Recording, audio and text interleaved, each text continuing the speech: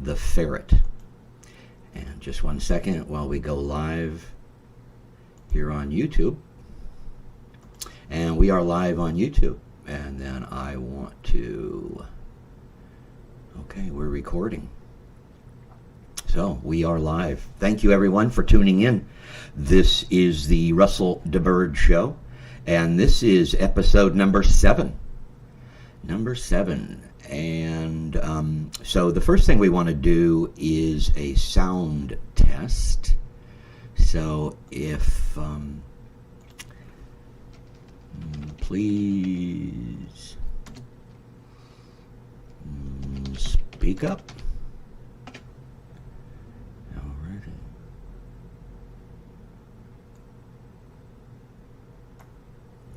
Let's see if we can move this over.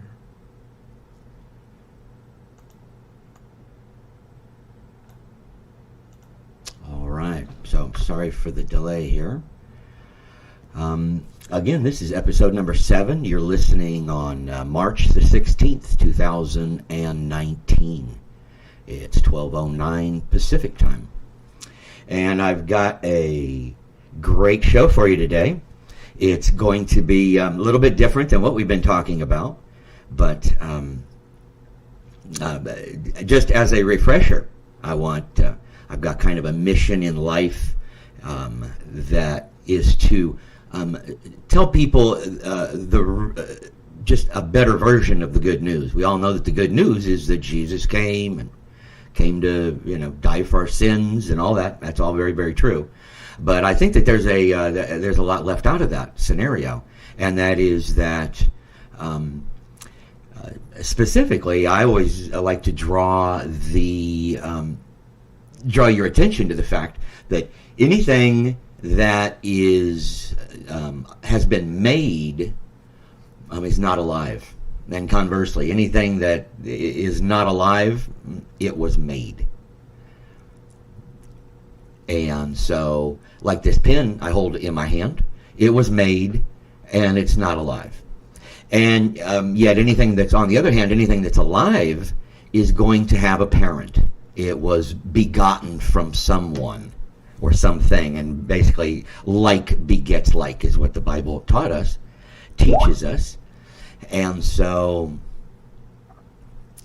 the principle that anything that has life has got to have been born. Now we look over at the human being, and I see 2 separate instances of distinct life in each human being.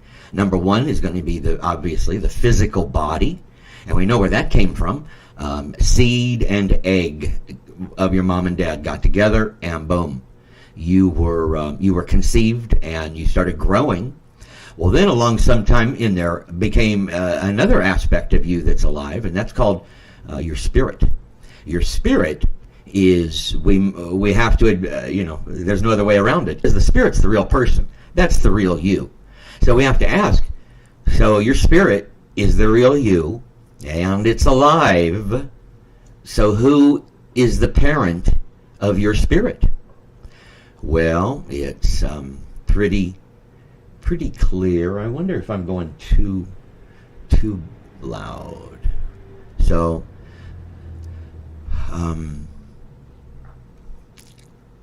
my understanding is that, number 1, Jesus said in John 4, he said that I need to learn how to multitask a little better. All right. He taught us in John 4 that God is spirit. God is a spirit. And then in John 3:6, Jesus teaches us that flesh gives birth to flesh, but spirit gives birth to spirit. And so if God's a spirit and he wants to reproduce himself, what does he reproduce? That would be spirits, spirit babies. So let's look at the oldest Christian document known, and that is the Apostles' Creed. The Apostles' Creed states that at one time, Jesus did not exist, and it was only his Father. His Father only existed, and in fact gave birth to, begot a what? A spirit. because God is a spirit. His father gave birth to Jesus. Now Jesus is the Son of God. He was given birth to by that spirit, right? So now we back up and we look over in Genesis 1:26. It says, "Let us make man in our image." Well, really, that's a mistranslation. It should be, "Let us give birth to man in our image," because in fact, what that is it's Jesus' father, and I name him Melchizedek. You'll find him in Genesis. The Melchizedek is standing there with Jesus. Father had given birth to son, and now it's time for the son to reproduce himself. So he's old enough to reproduce, and so that's what we see in Genesis 1:26. It's them saying, "Okay, son, it's time for you to start a family." So just to eliminate a whole lot of confusion,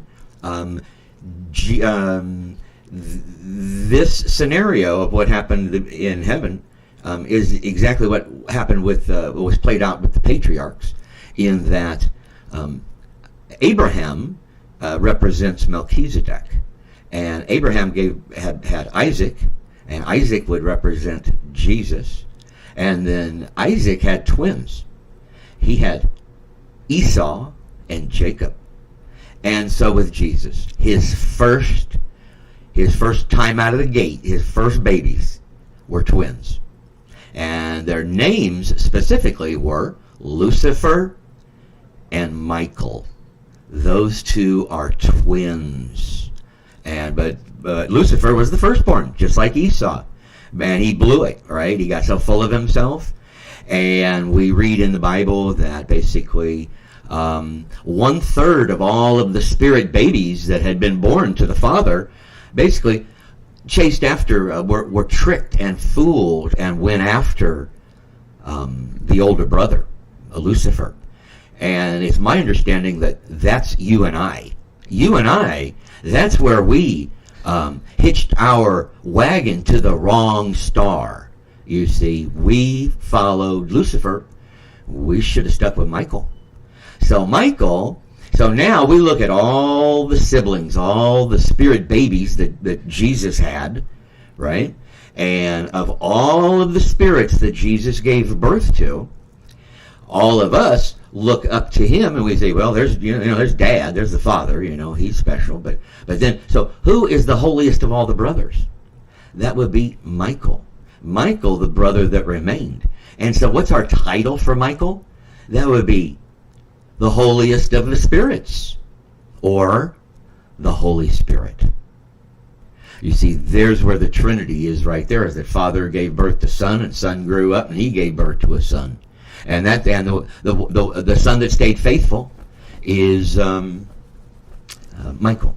So basically what we're looking at there is going to be, the Ponderosa, one more generation, right? Just think if little Joe would have grown up and had kids, they're on the Ponderosa, we would have seen the 1, 2, 3. That would have been the Trinity, for their family, so to speak. And so, anyways, I like to just kind of put that out there and get things started with just that little bit of understanding. And so,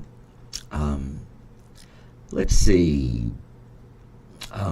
My understanding, of course, we all pretty much agree that Jesus lived a sinful life, never sinned, and really never sinned against his body, right? That's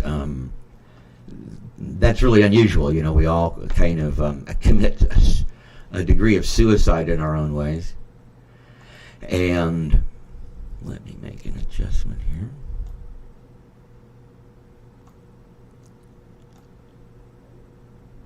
Okay. Sorry, I need to learn how to multitask a little better. And so,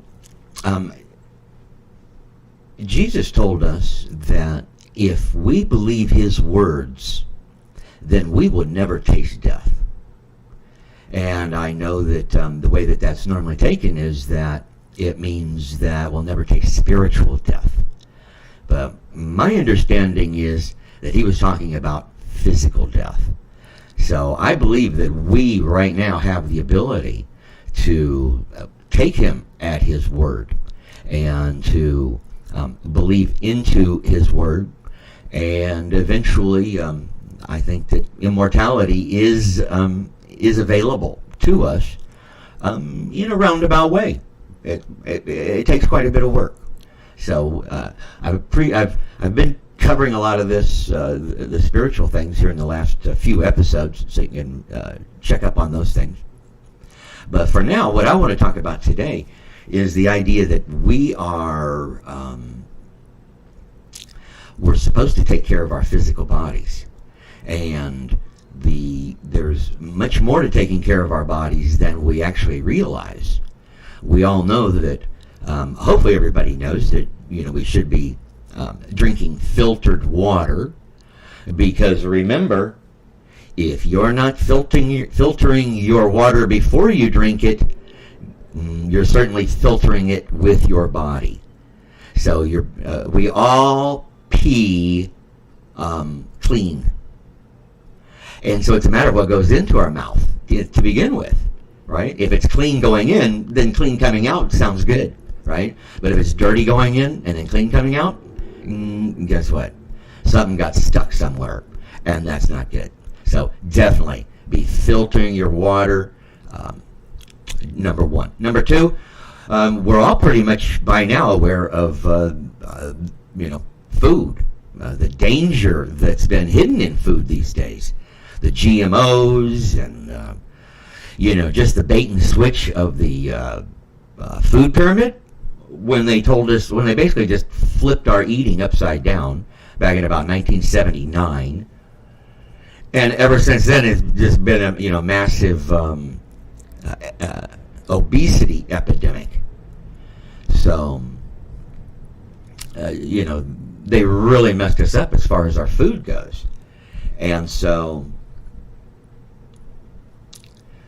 hopefully everyone's been studying up on that and getting an awareness and understanding that, if you eat just bad food, number one, it's going to make you feel just horrible.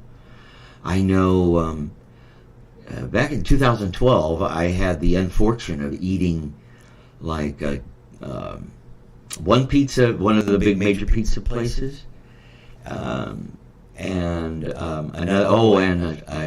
taco at the big taco place.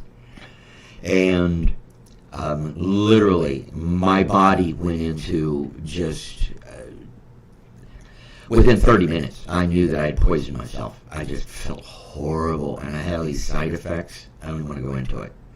So I learned right then, I cannot do any of those, fast food places. And so I've really, taken care of my eating since then, and eat as many veggies as possible. I'm not a complete 100% vegan. I normally eat vegan, but I go visit my family on the weekends, and they've always got meat. They got little kids. My kids have got kids. So, and then everybody gathers, and of course there's meat. So I do, and I must admit, I do enjoy, a couple bites here and there. I don't need a lot of it, because normally I can get all the nutrients and all the protein in even a much cleaner fashion by using plants. Plant-based nutrition is really just so much better.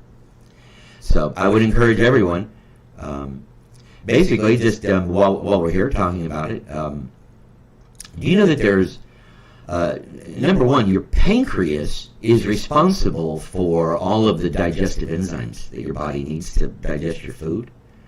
Well, when you're about 20 years old, your body's, doing the whole thing of digestive enzymes. But when you're 50, that's cut in more than half. More than half, or less than half of the digestive enzymes. And yet you're probably still eating the same amount. So no wonder we start gaining weight, because we don't have as many digestive enzymes to take care of the food. So there's a couple ways to circumvent that, the weight gain. And specifically, number one is to boost yourself with digestive enzymes after you eat, or before you eat and after you eat. You can take actually a supplement that will boost your digestion and add those enzymes. The other way to do it, and even the more natural way to go about doing it, is that there's two distinct categories of food. That one type of food comes with the digestive enzymes already built right into it, and the other category of food does not. It needs you to pony up all the enzymes to digest it. So can you guess what kind of food comes with its own digestive enzymes built right in? That would be raw vegetables. Raw, uncooked vegetables have got all of the digestive enzymes still built right in. As soon as you cook them over like 120 degrees, something like that, then boom, you leach out the digestive enzymes, and now you've got to pony up the enzymes to digest that food. Same with any sort of wheat or any sort of dairy, grain, meat, basically just any other kind of food that you can think of other than raw veggies, which includes one of the best ways to get your gut back in gear is by eating fermented foods, and fermented foods that are typically raw. So what you're doing is you're taking raw and letting the raw enzymes build on themselves, and it becomes even so much more healthy for you. So that's a little bit about the drinking and eating. Those are the two obvious things that we all know that we consume on a daily basis. 1 second, please. Let me take a drink.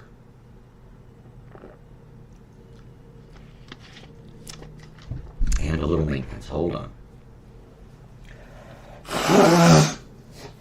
Thank you. So there's one other thing that is incredibly important for us to ingest on and not a daily basis, really not even an hourly basis, not even minute, but actually second by second. That the fact of the matter is that we all have been told that our bodies run on electricity. We've all been taught that when we tell our finger to move up and down, that what that is an electrical signal being sent from my brain down to my finger. So we have to ask ourselves, where did the electricity come from to power my body? Where did I get this electricity? And because I don't typically plug myself in at night, and there doesn't seem to be any electricity in my food or my drink. So what am I doing in order to get this electricity? Well, here's the answer. Basically, it comes to us from two different directions. Number one is up through the earth, which probably most of you have heard about grounding. Grounding is where you go outside with your bare feet or lay down on the bare ground, and you get a dose of electricity right up in your cells, right directly from the earth.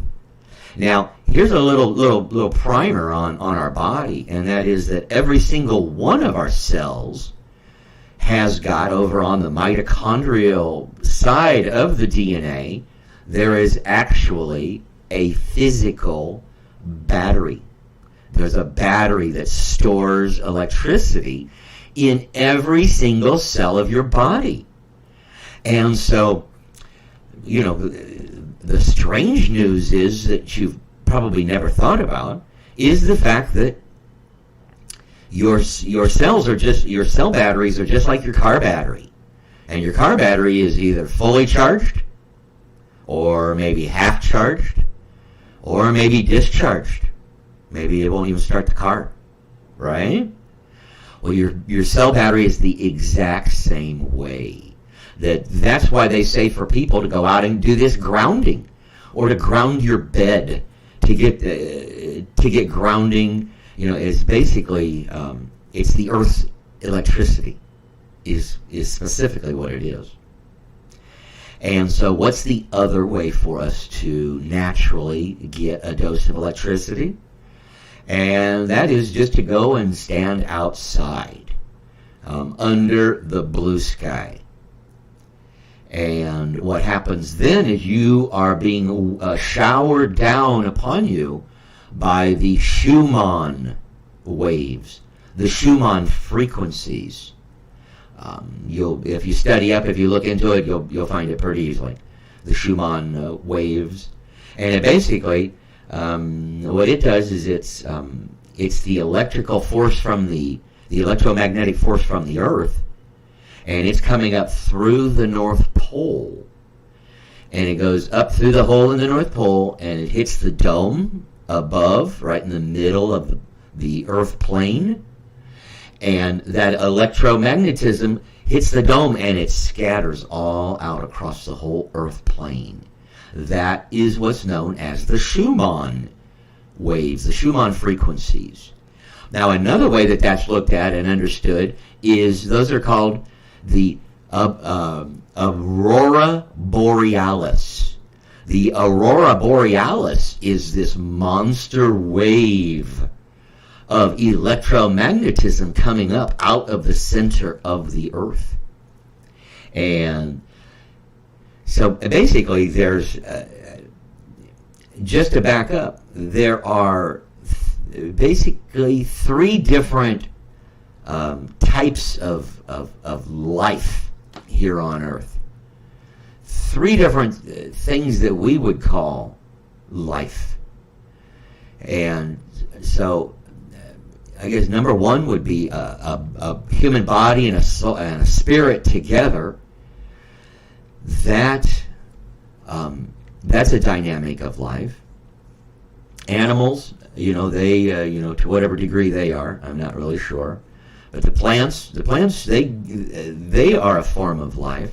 And where do they get their energy? Where does the energy that runs the plants come from? Typically, the sun. The sunshine is what is the energy source for the plants on the surface of the Earth. And so what is the third energy source that we're talking about here? It's the energy source that allows things and plants and people to actually live underground, cut off from the sun. See, we think that it's the sun that connects us to life, but in fact, that's only really a part of the story. It's really only the surface of the story, and that's why these false religions, the Whore of Babylon, and kind of the Roman system, that it's all basically sun worship. It's all worshiping the sun, going around and around, and that's what we think is our source of life. But in fact, again, that is only the superficial. We could actually live just fine here on this earth without the sun going around. Look at your Bible. Look at Genesis. Look at the order of when he created light. And then about 3 days later, he created the sun.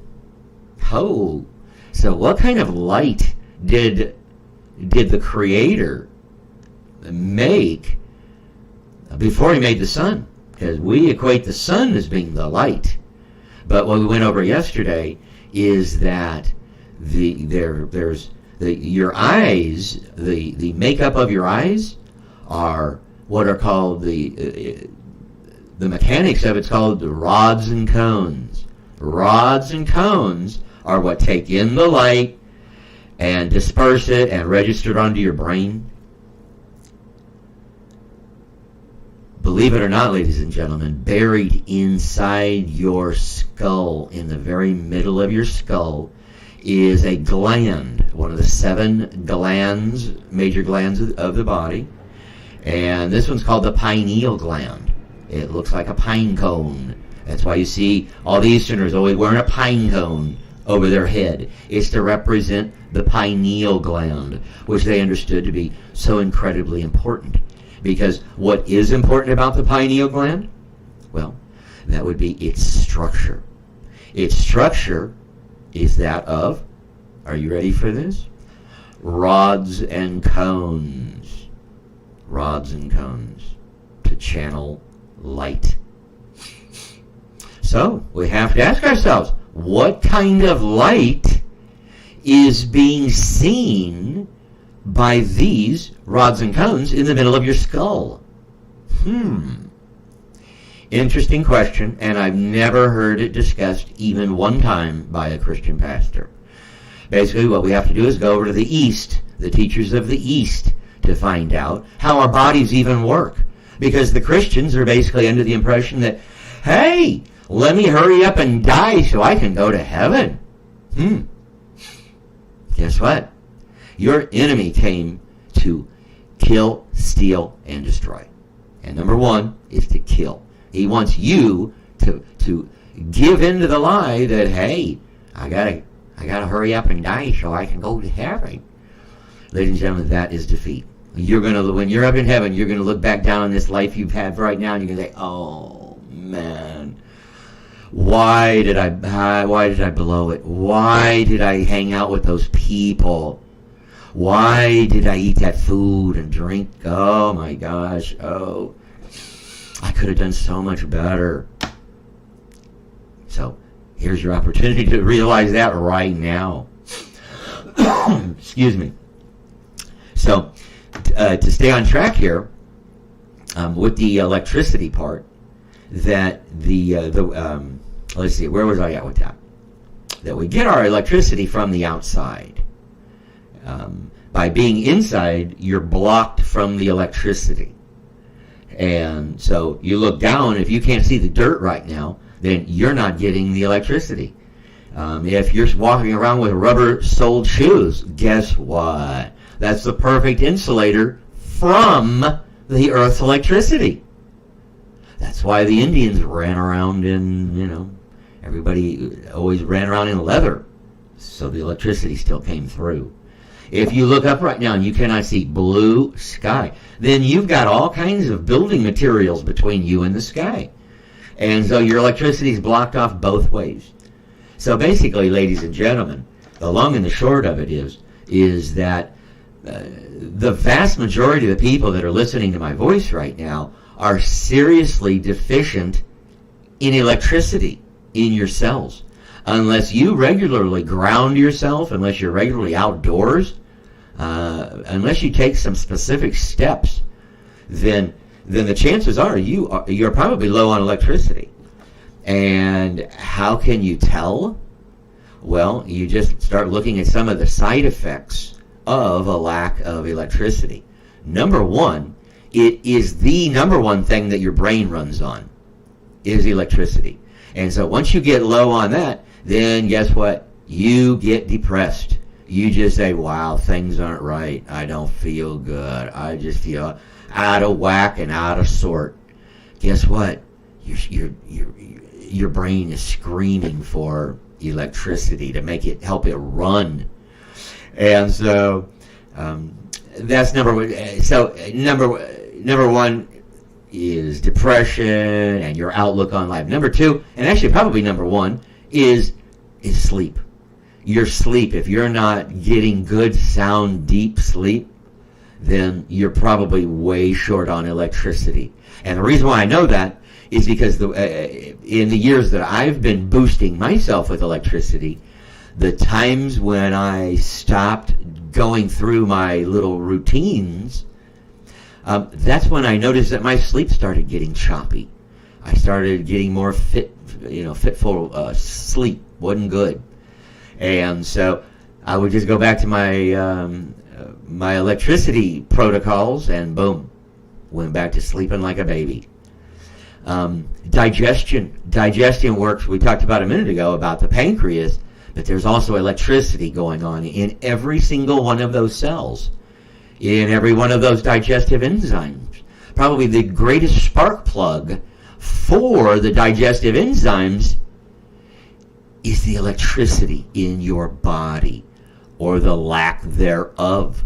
So, you know what? This is all brand new in my mind. I hadn't even thought about this before, but if you are low in your electricity, then that means your digestive enzymes are going to be lacking the spark, the bang that they need to go in. Basically, look at your digestive enzymes as simply little nuclear explosions right next to your food.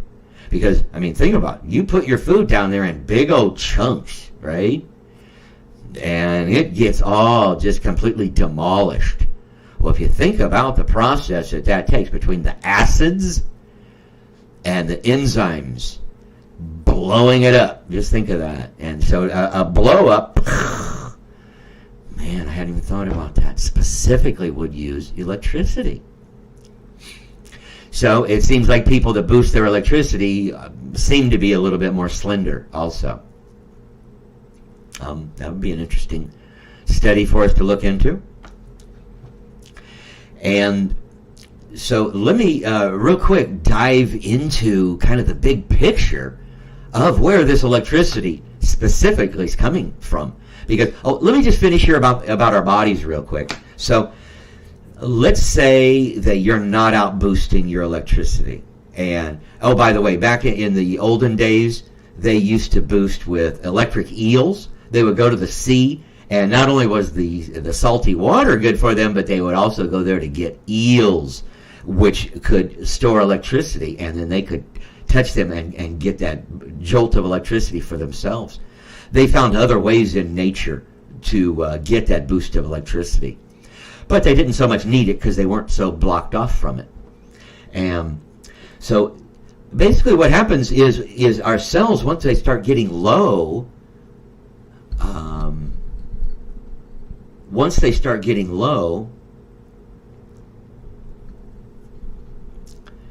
the electricity starts getting low, then you're just like if your car battery is so low that it won't run your car anymore, won't start your car, then basically your cell battery gets so low that it can't run the cell. And something we oftentimes don't think about is this, the fact that our cell is a small part, a small replica of the big us, our big body. And what does our big body do? It eats, drinks, and relieves waste. Well, in the exact same way, that's how your cell, each one of your cells work, and that's called the sodium-potassium pump. So the sodium-potassium pump is it's the process of each one of your cells eating, drinking, relieving waste. Eating, drinking, relieving waste. And so if your cell gets so low in electricity that it can't, there's not enough electricity to run the sodium-potassium pump, then basically the cell has to sit there and just stew in its own juices. And basically not work. Just kind of just start sitting there. And not eating, drinking, relieving waste. And then the one next to it gets the same thing. And so it's in the same predicament. And all of a sudden there's a whole bunch of cells in a particular organ, because every organ has got its own different kinds of cells, right? The liver has got liver cells. The kidney's got kidney cells. Every eyes have got eye cells, right? So every one of these cells has got a mitochondrial side of the cell, and it needs the electricity. And if it doesn't have enough electricity, then it stops running. And so if one cell stops running because it was low, then the one next to it oftentimes does the same. And the one next to it, and next to it, and then it's a streaming effect. They all get low on electricity. They all stop working. And pretty soon, what are you going to say about that organ? You're going to say it's diseased. That is a diseased organ because it's not functioning any further. So let's go in and cut it out. Or let's put in some radiation and see if that helps. Cut, burn, and poison. That's their only remedy, right? Cut, burn, or poison. And so there's a better way, though, and that is just go outside and get grounded. So go out and get some of this delicious electricity and start regenerating your cells. And so, yeah, most disease, I don't think it's going out on a limb to say that most disease, if not all, was originated by a lack of electricity. A lack of electricity that impaired your immune system so that your immune system wasn't working fully functioning without the electricity that those cells needed. And so that lets other invaders in that shouldn't be there. Because why? You're low on electricity. So now you've got new bugs and cooties and diseases being introduced through the lack of electricity. It just cascades, and basically that's a good life shortener and a good way to extend your life, as having been demonstrated by multiple, just innumerable universities across the world for the last 50 years, is the science of boosting your body with electricity.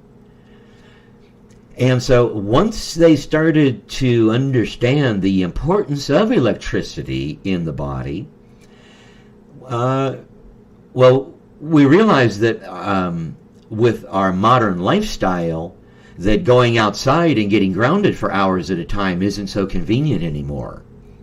So wouldn't you know that it would take those incredibly brilliant Germans, that I think I've got about a quarter blood of German in me, but and I brag about it because I think they're so dang smart.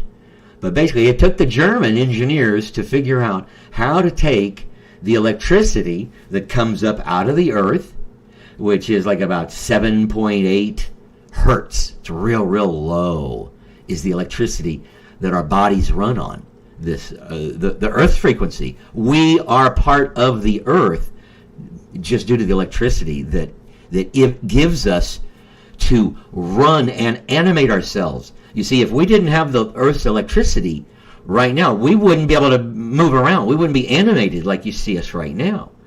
And we saw that by the very first Russian cosmonaut, Yuri Gagarin.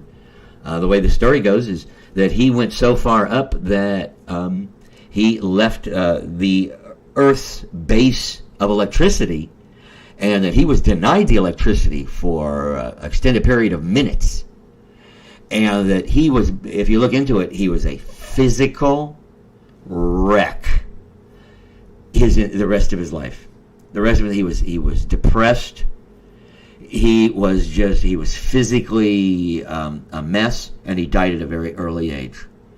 And it seems like it was because he was deprived of the electricity for about 30 minutes. And so they started realizing at that time that, this electricity is a big deal. And then it took the German scientists and engineers to start figuring out ways to replicate the Earth's frequencies so that we could, bring it indoors, so that we could have it in the convenience of our homes. And sure enough, that's what they did. They came up with these devices, this technology called PEMF. If you just Google PEMF, it stands for Pulsed Electromagnetic Fields. And what that is, it's a device that's typically it's going to be either a mat that you lay your body down on, or it's going to be any sort of device, little loops or ringlets made of copper, and it's the copper that conducts the electricity. And so basically what these devices do is you plug them into the wall to get wall electricity, or they can be battery run. But you take native electricity, or man-made electricity, coming through the wall, and you run it into the box. All of these devices come with some sort of control box. And what that box is doing is it's converting the electricity from the flavor from the 12 volts, or, however all that stuff works. And what they're doing, and what it does is it changes it down to the 7.8 that our bodies just love, that our cells just, wow, yes, that's what I need, right? And so what they learned, and magnets are very much the same thing. Magnets, you can get a great health boost from a large number of magnets. But the problem is since they're static, that your body gets used to it very, very quickly and kind of starts ignoring it. And so what they learned is if you'll just pulse the frequency, if you'll pulse these radio beams, is it radio beams? Electromagnetic beams. And so it's called pulsed electromagnetic fields. Boom, boom, boom, or dun da da da da, dun da da da da. There's a million different patterns that they've come up with on how to structure the electrical field with these PEMF devices. So I was turned on to the wonderful world of PEMF through one of my best buddies, my best buddy from the 5th grade, Michael Alpo. And Michael and I go back to the first day of 5th grade. So if you want the dirt on me, that's definitely the place to go. He's got it all. So, but Michael became a health nut, and he, back in about 2008, 7, 8, Michael learned about PEMF. It was this brand new technology that was just now coming to the United States from Germany. And so these marketers were starting to bring over the technology that literally they've been using for over 20 years over in Europe. All the universities have been testing it on it's just a miracle. It's an absolute miracle. And so it started coming over. Mike learned about it, and boom, he bought one, and then he turned me onto it, and I bought one. I just fell in love with it too. So I've been a PEMF nut too here for quite a few years. So basically, if it's something that you'd like to look into, or if you'd like to talk to probably the number one professional PEMF, I call him a professor because he's got over 100 hours of live radio, and he's been a PEMF professional for over 10 years now. And so his name is Michael Alpo, and you can find him at his website, and it's called ElectroMeds.com. ElectroMeds. And he sells all different kinds, all the way down from just a few $100s up to kind of the mid-range of $3,000, $4,000, $5,000, and then the doctor version. So the way the home version works is they figure you've got a little bit more time, so they have it set up so you're going to lay on it from anywhere from about 8 minutes to maybe an hour, and but that's it's a low dose of electricity, which your body doesn't really need anything more than that. But if you're in a professional setting and you want to really just kind of warm the people up really, really quick, you're a professional, you're a chiropractor, a doctor, then there's the big heavy-duty ones that just really thump your body with just incredible amounts of electricity. And doctors just swear by it. They're able to just warm the patient up with the patient just feels so good and warm, And then anything you want to do to them, they're pretty much open because they just got this massive dose of electricity. All their cells are completely supercharged, and they're just literally these 60, 70, 80-year-old people that come into the chiropractor all crippled up, and just so low on energy. And he zaps them with one of our Tesla devices, with Tesla 1, Tesla 2, Tesla 3, which is the measurement of Gauss that's being put out. And so these chiropractors, they'll hit these people, and literally these people, they come back the next day just like teenagers, like bouncing off the walls. Like, I can't believe the change that just that episode of that extra massive electricity dosage did for me. It's like the best vitamin I could ever imagine. Every one of my cells just feels alive and wonderful. So you start looking into it, and you just go, wow, that is just an amazing miracle. So Michael started his business selling these PEMF devices. Then along came his big breakout, or the big breakout introduction to the American public, was when Dr. Oz actually featured this technology on one of his shows. Back in November of 2011, Dr. Oz featured this technology, and he said just 3 unbelievable things about it. He said, number one, he said, this is the future of healthcare. This is the future of health wellness.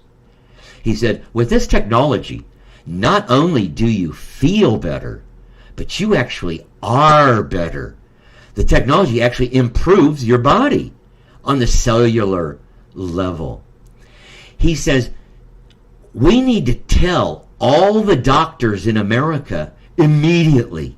He's just begging, he looks right at the camera, go tell your doctor right now about this technology. And so, it really is that amazing, well, unfortunately, the American people, our controllers, the powers that be, so to speak, they're not so much into our wellness and our health. They're more into the the pharma side, the cut, burn, and poison type. And so that's why they will never tell you about this technology. And so basically with the technology, it's good for everybody. Everybody needs it, but it's only going to be typically for one group of people. Well, if you're really, really sick and you go to the doctor, they will now prescribe it to you in certain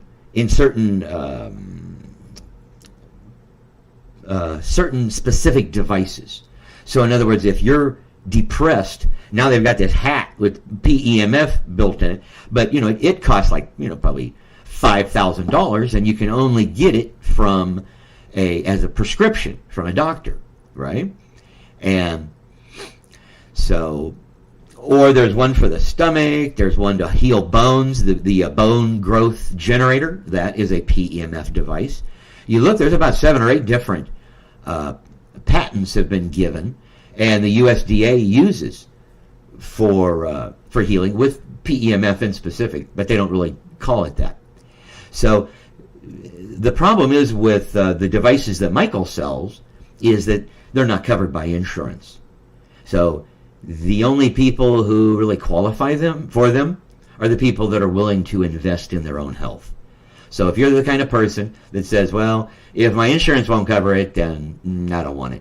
I don't need it, right? Then you wouldn't. You wouldn't be interested in what Michael has. But if you realize that, hey, I am worth investing in, and nobody's ever seen a hearse pulling a U-Haul before, so there's no use taking it with me. I'm not taking the money with me. And I don't even know who I'm going to be leaving my money to. So why don't I just invest in myself? So those are the people that buy the devices from Michael. So if you're one of those people, head on over to ElectroMeds and he'll fix you up. So in the meantime, let's see. Or you can just go lay outside or go to the beach barefoot or Yeah, just stand outside. It helps a lot too.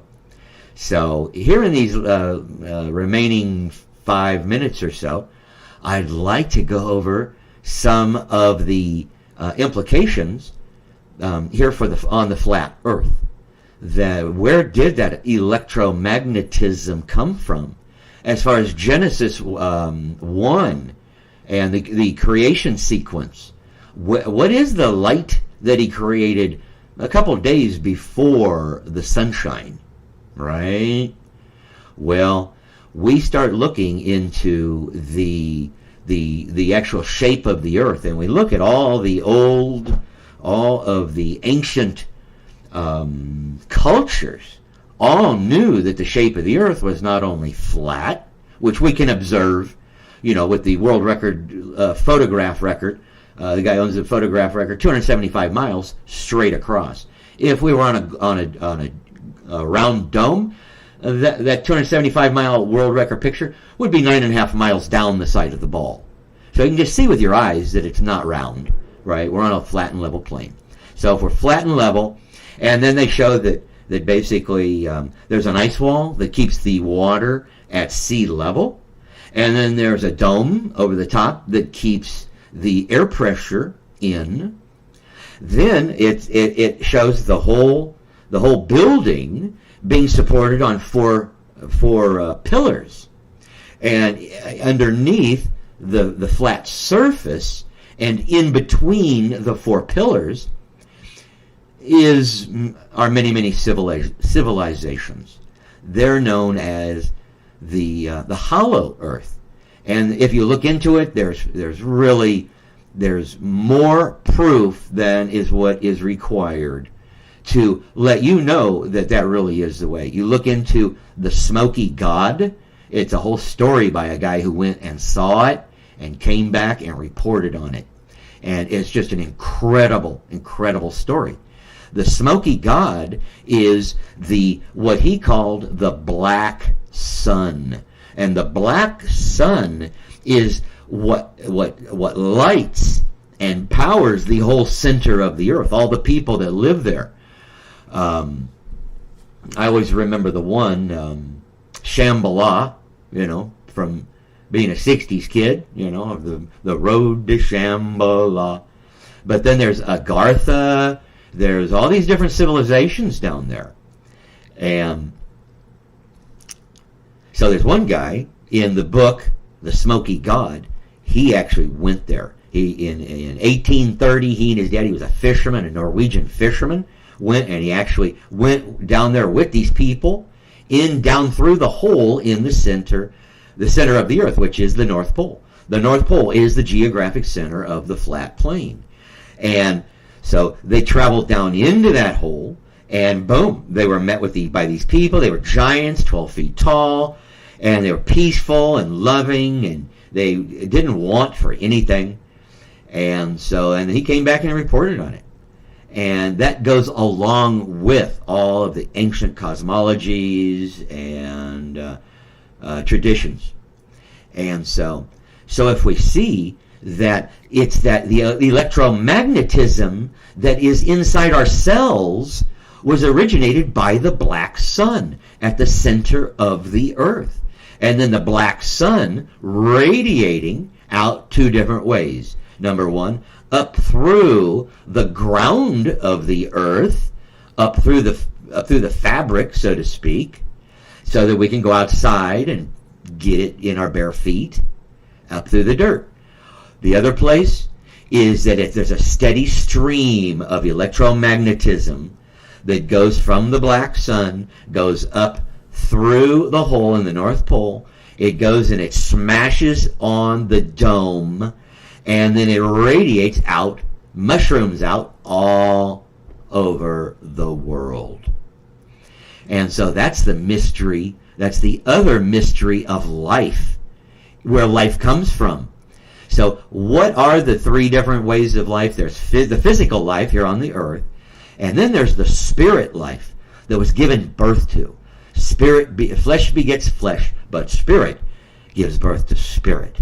So now we see physical bodies, we see spiritual bodies, and now we see electromagnetism as the force, as the hidden juice that makes it all run, that makes it all possible. You see, the people down in the center of the earth, they think the surface is just the consolation prize. They think it's kind of booby land up here. They think this is like purgatory. That the real fun is down there in the center of the earth where they're at. The peace, the love, and up here there's war and there's the Roman way of thought, which is to dominate the people, to dumb the people down, and to steal their health, their wealth, their fortunes, and basically to kill, steal, and destroy. Because I think it's Lucifer himself that's behind the Roman system. So we'll go into that another day. So anyways, thank you so much. You've been listening to Russell DeBird, or episode number 7. And you've been listening on ferlive.com, the ferret, and that stands for Flat Earth Radio Live. And I come on every day from 12 noon to 1 p.m. Pacific time. And I thank you so much for listening. And we're going out live on YouTube. So right now our YouTube we go live on is Ferret Radio Live. And I keep 5 days of live shows up there. And then I archive over at my channel called Russell DeBird. Just YouTube Russell DeBird. I should come right up as DiBird. You can read my archives and my blog pieces and different things at my website, DibirdShow.com. Please also check out the entire Flat Earth Media Group, which I was able to start back last year, 2018, which includes FE Vids, FE Tunes, FE Memes, FE News Net, and everybody please come over to FE People. FE People is one of our sites, and it's our social media. So we don't need those dumb old social media guys. We've got our own. So come on over and let's get to know each other, and send any questions or comments that you have my way. So again, thank you so much for tuning in. And this is Russell DeBird signing out, the end of episode number 7. Thank you so much, and bye for now.